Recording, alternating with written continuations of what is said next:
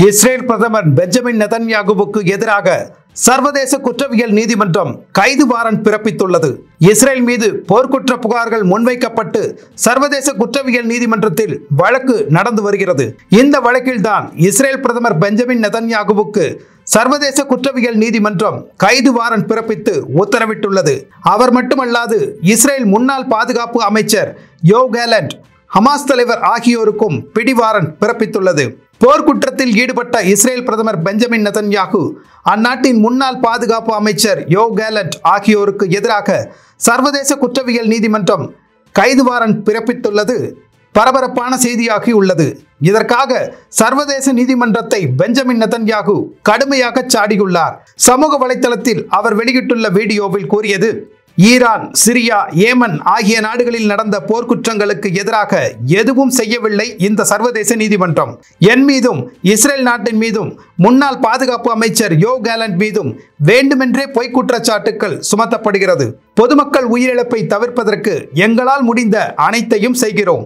இஸ்ரேலிய அதிகாரிகள் காசாவில் உள்ள பொதுமக்களை பாதிப்பிலிருந்து விடுவிப்பதற்காக பல்வேறு நடவடிக்கைகளை எடுக்கிறார்கள். காசாவில் உள்ள 97% மக்களுக்கு போலியோவுக்கு எதிராக தடுப்பூசி போடுவதற்கு இஸ்ரேல் தான் வழிவகுத்தது.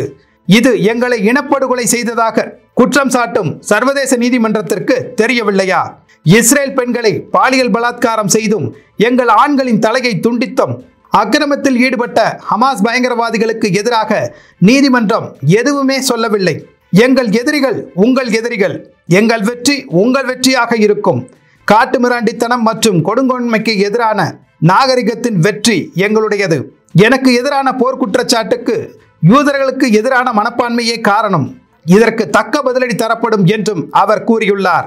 காசாவில் உள்ள குடிமக்களுக்கு உணவு, தண்ணீர் மற்றும் மருத்துவ உதவி போன்ற அத்தியாவசிய பொருட்களை நெதன்யாகு நிர்வாகம் தடை செய்துள்ளது. இது கடுமையான மனிதாபிமான நெருக்கடிகள் மற்றும் குழந்தைகள் உட்பட இறப்புகளுக்கு வழிவகுத்தது என சர்வதேச குற்றவியல் நீதிமன்றம் குற்றம் சாட்டியது.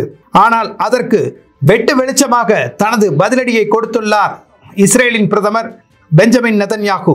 ஒரு சார்பாக முடிவெடுக்கும் சர்வதேச நீதிமன்றத்திற்கு எதிராக போர்க்குரலாய் ஒலித்துள்ளது பெஞ்சமின் நெதன்யாகுவின் இந்த கருத்து. ஒரு குறிப்பிட்ட சாராருக்கு ஏற்படும் பாதிப்பை மட்டுமே பாதிப்பாகவும் மற்றவர்களுக்கு ஏற்படுவது பாதிப்பே இல்லை என்பதும் போன்ற கருத்துக்களை தொடர்ந்து பொதுவெளியில் தெரிவித்து வருவது சரியாக இருக்காது என்பது பலரின் எண்ணம். இந்தியாவிலும் இந்த பிரச்சனை இருக்கத்தான் செய்கிறது. காஷ்மீரை பொறுத்தவரை இந்திய ராணுவத்தை குற்றவாளி போலவும் தீவிரவாதிகளை போராளிகள் என்றும் கூறும் பல அமைப்புகள் இங்கும் இருக்கிறது என்பது குறிப்பிடத்தக்கது.